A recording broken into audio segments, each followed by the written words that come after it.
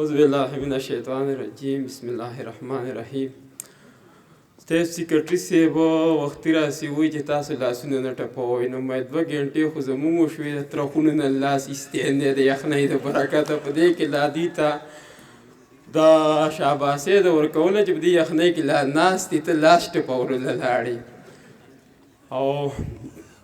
درمان صاحب خو چې کوم خبرې وکړلې چې یاره په دې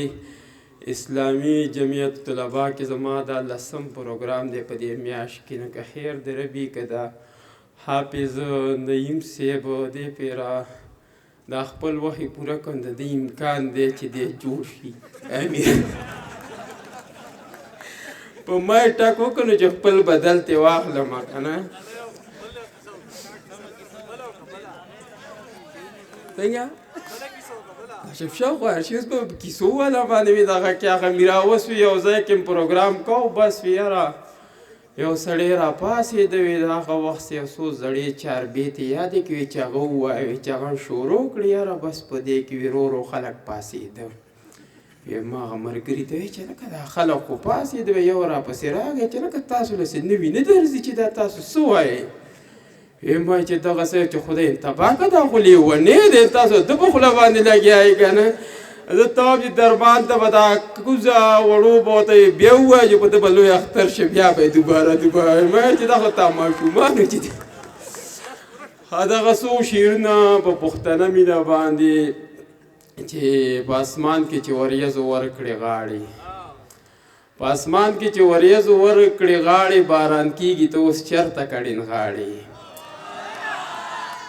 په اسمان کې چې وریځو ورکړې غاړې، باران کېږي ته اوس چېرته کړین غاړې. د سوکړې هغې سپېرو دوړو کې نتلې چې موسم د یارانې شو نو ته لاړې.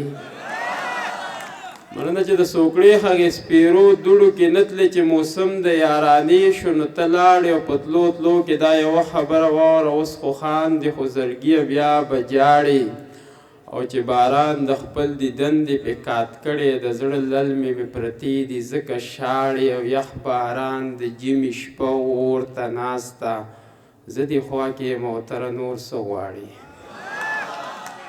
او دغه څو شعرونه نور هم چې په شنو فصلونو د سوکړې نه جوړ ماتم څنګه دی، یاره حالات څه دي په کلي کې موسم څنګه دی. د خپل وطن د غرونو حال خو راته ووایه لږ چې تا تره څنګه، سپین سر څنګه، ایلم څنګه دی. او په هغو پلونو باندې نور څوک پلونه ږدي او که نه، هغه د امن په لار پروت زما قدم څنګه دی. او خپله روري به یې بندي، خپله حجره او جومات چې دا یې شته نو پښتون بیا د چا نه کم څنګه دی. مننه چې خپله روري به یې بندي، خپله حجره او جومات چې دا یې شته نو پښتون بیا د چا نه کم څنګه دی. او زه یې کړم مړې د دنیا، ته یې دنیا پسې کړې مړه، په کوم دلیل یو شان زما او ستا غم څنګه دی. او سیر ګریوان او ببر سر او ګرځېده په غرونو، چې لیونی نه دی نو مړه او تر سم څنګه دی. او دغه څو شعرونه نوي درمان صاحب چې تېر شوي کال راته په ښه سترګه کتلي نه دي، په نوي کال مې ځکه دا ځل څه لیکلي نه دي. او داسې سپرلی، داسې اختر او داسې کال به نه وي د غم په ټال باندې چې موږ پکې ځانګلي نه دي. مننه چې داسې سپرلی، داسې اختر او داسې کال به نه وي د غم په ټال باندې چې موږ پکې ځانګلي نه دي. او ستا د خاطره په ما ګرانو لیوني او تران، ستا د خاطره په ما ګرانو لیوني او تره، د سوات نختر مې د ښکلا په مخ ستایلي نه دي. مړه خدای ورک که په دې ډیس باندې د اسلامي جمعیت طلبا دا دغه لګېدلی دغه شعرونه را باندې موی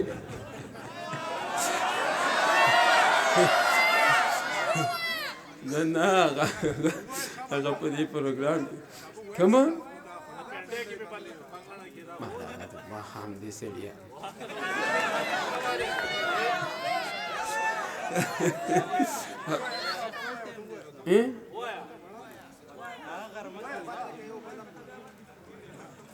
مړه دغه نه وم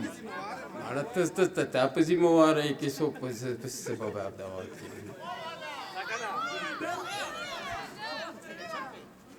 او بس دغه څو شعرونه په پښتنه مینه باندې چې الله خبر چې څوک څه دپاره ته راته بېګا خو ټوله شپه څوک په دې لاره ته راته څه ویره خطره خو یې ضرور زړه کې پرته وه څه ډېر په خاموشۍ او په کلاره ته راته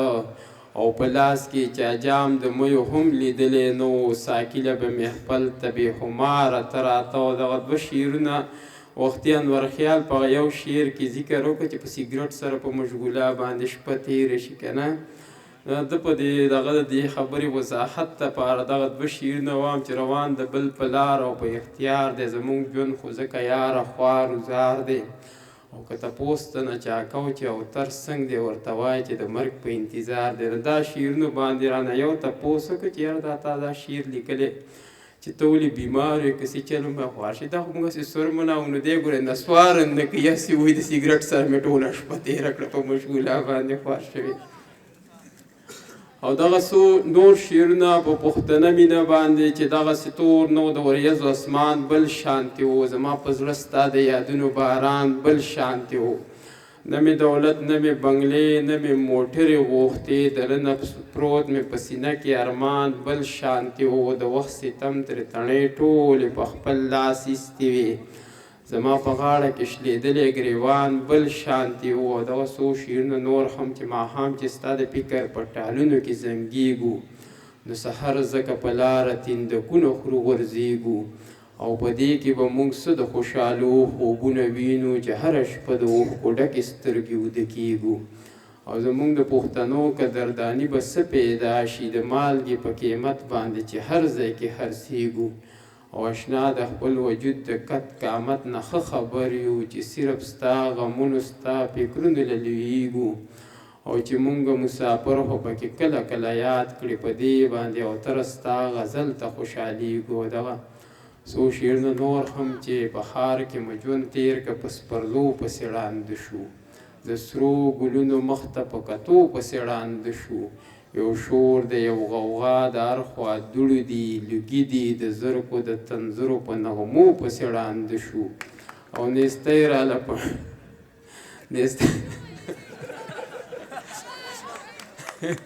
نیستی راله پنډونه د غمونو په سر کړي اختر دی نه مو نشته خوشحالو پسې ړانده شو او تراخه د نفرتونو مو د ستړي ژوند خوراک دی نهر د محبت یو په خوږو پسې ړانده شو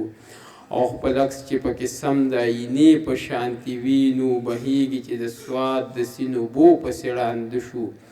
او تر ستا غزل په پښتنه ژبه کې راغی او تیره په بل هیواد وي په پښتو پسې ړانده شو دغه لنډ بهر غزل چې نه د پړې نه د وړې ډېر بې حسه بې معنې صرف نازه دا د کار دی نور په خدای که د پیسې او په مثال د خوارندوی نه د هغې او نه د دې او چې د ژوند په هره لاره لکه سورې راپسې او حق حیران یم د خپل زړه ته چې په څه درته نږدې او دغه څو شعرونه نور هم چې د تقدیر ویش دی څوک بدې له څوک هغې له رسوي ګوره څوک تخت له رسوي یاره څوک تختې له رسوي او زه په خپل سپین نیت مطمئن یم که هر څنګه وي ما به د یار سره د وخت کړي وعدې له رسوي او مینان دواړه دي خو مینه مینه هم بویه بورا ګلاب له او پتنګ به ځان لمبې له رسوي او په دې ارمان به ګور لزم چې دا رهبر به څوک وي چې پښتانه به د باچا خان نظریې له رسوي